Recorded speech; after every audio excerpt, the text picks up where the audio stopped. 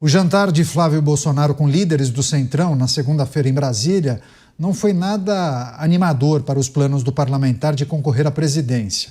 O senador se reuniu com os presidentes do União Brasil, Antônio Rueda, e do PP, Ciro Nogueira, para pedir apoio desses partidos à sua pré-candidatura. Segundo informações de bastidor, os caciques questionaram se essa candidatura seria real ou apenas um balão de ensaio e ouviram do filho de Jair Bolsonaro que o seu anúncio é irreversível. A pré-candidatura é irreversível. Ciro e Rueda, no entanto, disseram para Flávio que nenhum candidato com sobrenome Bolsonaro deverá ter bom desempenho nas urnas, em razão da alta rejeição. E insistiram que o melhor nome da direita para a disputa seria Tarcísio de Freitas. Os líderes do Centrão, contudo, afirmaram que consultariam as demais lideranças de seus partidos para medir as chances de apoio à candidatura do senador. Vou chamar o Bruno Musa para começar essa rodada de análises. O fator Flávio Bolsonaro, os cálculos que vêm sendo feitos, alguns entendiam que tratava-se de uma estratégia dele muito mais com o objetivo de melhorar a condição de seu pai, tratativas, negociações, para que houvesse avanço naqueles projetos que tramitam ou tramitavam no Congresso Nacional. Mas aí nessa reunião com dois líderes partidários ele reafirma a candidatura e diz que trata-se de uma iniciativa irreversível. Mas é preciso viabilizar essa candidatura, né, Musa? Sem dúvida, mas ele hoje também fez uma reunião com o UBS, um banco importante aqui na região aqui da Faria Lima, onde eu estou, e, portanto, eu acho que tudo está em aberto, como eu comentei. Na minha opinião, ali, o mais importante que foi colocado foi o Jair Bolsonaro, seu pai, indicou ali um porta-voz.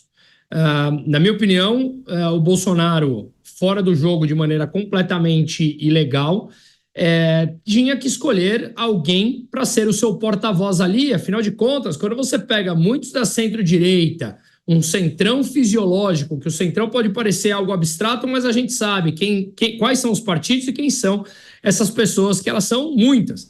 Eles querem o voto que Jair Bolsonaro carrega, mas não querem ter que assumir que estão ao lado de Jair Bolsonaro ou que defendem Jair Bolsonaro, porque isso traria um ônus para a sua reputação política, digamos assim. Então, na minha opinião, é um jogo um tanto quanto difícil, né? Você quer os meus votos, mas você não quer usar o meu nome, não quer que eu esteja no pleito e simplesmente quer o bônus de tudo isso. Então, na minha opinião, essa indicação do Flávio, ele se torna o porta-voz do próprio Jair e mostra para todo mundo ali do Centrão. Você quer os meus votos? Tem um preço.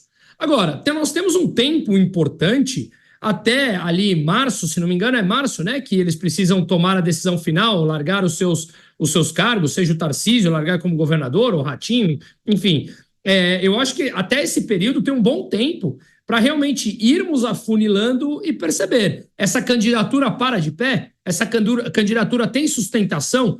Na minha opinião, o próprio Flávio ele já se auto-intitulou algum tempo atrás como o Bolsonaro tendendo mais ao centro, né? E quando ele vem fazendo essas reuniões, ao menos depois desse anúncio da pré-candidatura, me mostra que ele poderia, sim, tentar trazer esse centro mais para próximo dele e Tarcísio eventualmente manter aqui numa candidatura aqui em São Paulo, que seria razoavelmente simples, pelo menos ao que mostram essas indicações. Então vamos lá, eu acho que faz total sentido, todo mundo quer aqueles, não sei, 20, 30, 40% que um Bolsonaro carrega, mas não quer pagar o preço de estar ao lado dele. Não tem o menor sentido isso, eles deixarem simplesmente de graça. E claro, convenhamos, estamos falando de políticos, de todos os espectros. Há uma luta também pela hegemonia da própria direita, que Jair Bolsonaro conquistou. Vale lembrar, por exemplo, em 2018, Lula poderia ter apoiado o Ciro, resolveu apoiar o Haddad, mesmo sabendo que poderia perder, mas ele manteve a hegemonia da própria esquerda. E aí eu acho que tem aqui uma grande briga. Se ele dá esses votos para um chamado centrão da vida, ele poderia, ao longo do tempo, perder essa hegemonia da direita. Estamos falando de uma política. Você não quer entregar absolutamente nada sem um custo. Então, eu acho que o tempo dirá se a candidatura do Flávio embarcará. Eu acho que há condições para isso. A gente vai seguir nessa análise, trazendo as informações de bastidores, as projeções. Eu só quero compartilhar uma informação que chegou há pouco à nossa redação, inclusive a nossa equipe em Brasília trabalhando bastante, daqui a pouco vai trazer todos os detalhes. em relação a uma decisão da Justiça que declarou nula a decisão da Câmara dos Deputados e determina a imediata perda de mandato de Carla Zambelli.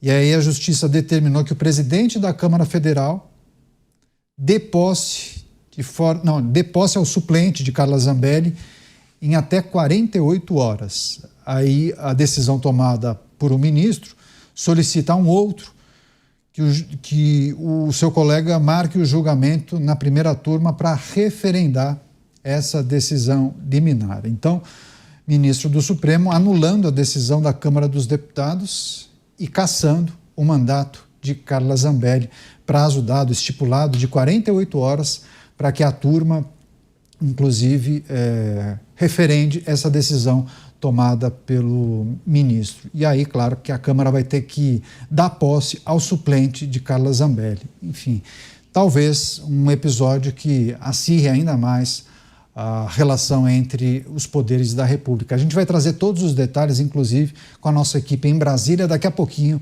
na programação. Deixa eu seguir com as informações e as análises dos nossos comentaristas para essas articulações que envolvem a candidatura de Flávio Bolsonaro. E aí, segundo as informações, Mota, os líderes partidários teriam dito, olha, o nome mais viável, o nome que poderia aglutinar o maior número de lideranças da direita e da centro-direita seria Tarcísio de Freitas. Quando Flávio Bolsonaro escuta isso de dois líderes de partidos que, por várias vezes, caminharam junto com a família Bolsonaro, você acha que é normal, faz parte do jogo e Flávio tem condições de viabilizar a sua candidatura sem esses partidos? Caniato, primeiro a gente tem que pensar no que efetivamente aconteceu, no que efetivamente foi dito, né?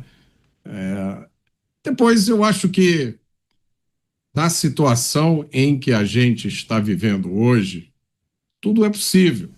Eu acho que todo tipo de consideração vai ser feita e faz parte do jogo. Basta ver essa notícia que você acabou de dar aí. Qualquer discussão, qualquer análise, ela vira pó em questão de minutos. Então, o Brasil está vivendo nesse mundo maluco. Eu acho que o Bruno deu uma martelada na cabeça do prego. É isso mesmo.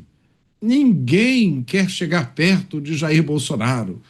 Bolsonaro tem muita rejeição, mas na hora do voto, todo mundo faz o sinal de arminha e quer tirar a foto junto com alguém da família Bolsonaro.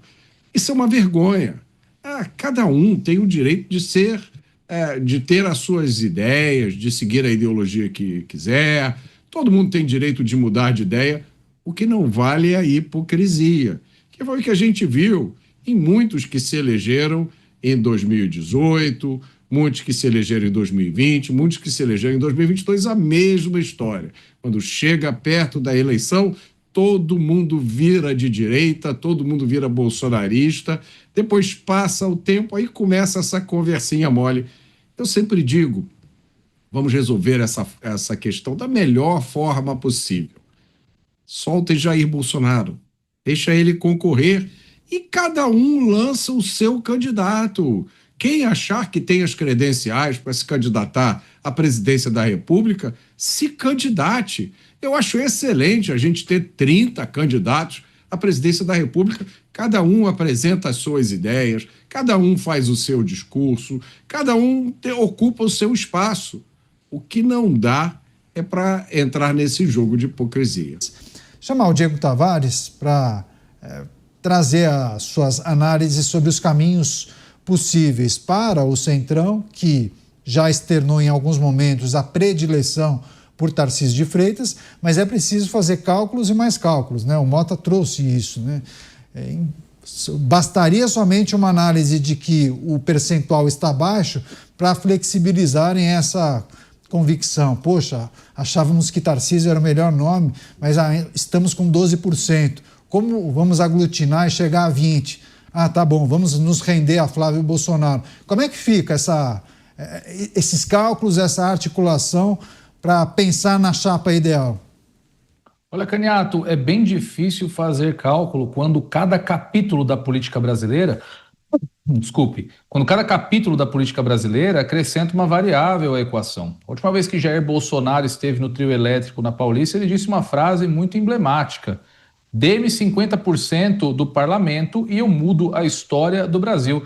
De lá para cá, todos os acordos que envolviam a composição para 2026 conferiram aos filhos e à mulher de Bolsonaro vagas no Senado. Eduardo Bolsonaro seria senador por São Paulo, Flávio Bolsonaro iria à reeleição pelo Rio de Janeiro, Michele Bolsonaro, senadora pelo Distrito Federal, e Carlos Bolsonaro mudaria seu domicílio a Santa Catarina para concorrer ao Senado por lá também. Então, Bolsonaro teria 4 vagas no Senado. Eu acredito que 4 senadores da mesma família poderiam manter esse protagonismo de Bolsonaro no campo da direita, mas no meio do caminho aí muitas coisas aconteceram e Bolsonaro entendeu que seria necessária a sua presença também na chapa presidencial. Seu sobrenome deveria estar na chapa presidencial. E claro que para uma chapa presidencial que envolve muitas composições, isso é praticamente uma mudança de universo. É muito difícil recompor e por isso que eu prego.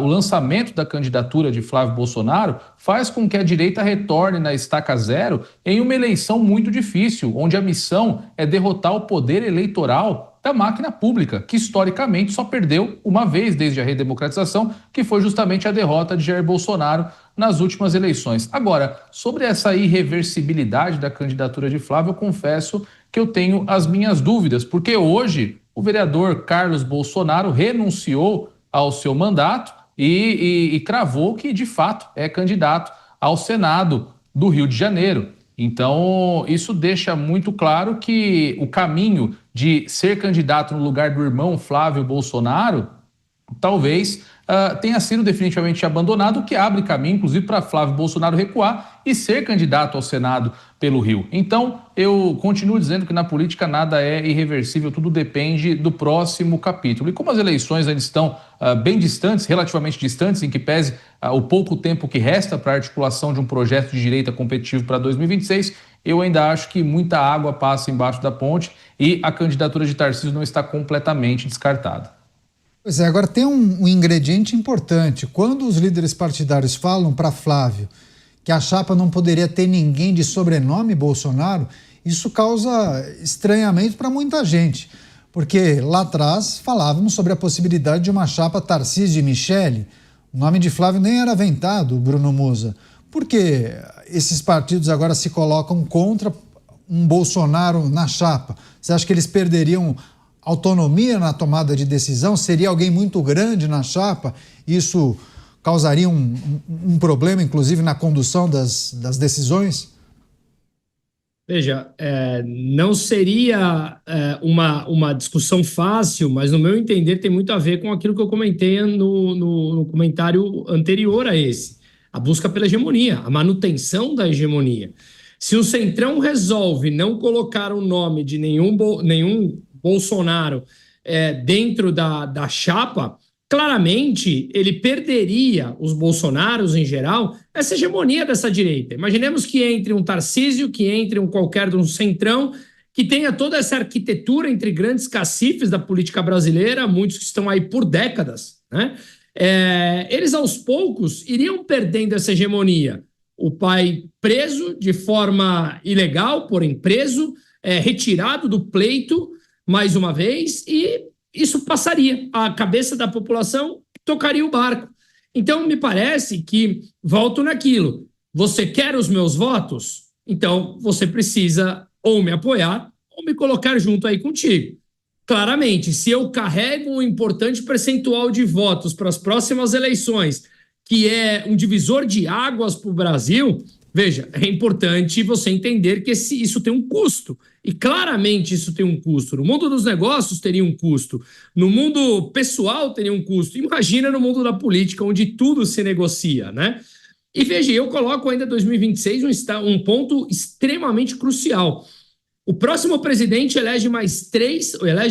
indica mais 3 presidentes ou 3 ministros do Supremo Tribunal Federal. Se o PT ganha, serão 8 de 11 ministros indicados pelo PT. O Zé Dirceu está cada vez mais dando entrevistas e muitos já se discutem abertamente de que ele poderia vir a ser um presidente da Câmara. Você imagina? O projeto de poder que o Lula falava nos anos 80 estaria basicamente consolidado 40 anos depois, que é justamente o que ele falou que demoraria para implantar um projeto de poder. Então, 2026 é extremamente relevante. Espero que todas essas figuras sejam estratégicas, pensando no caminho que o Brasil pode seguir.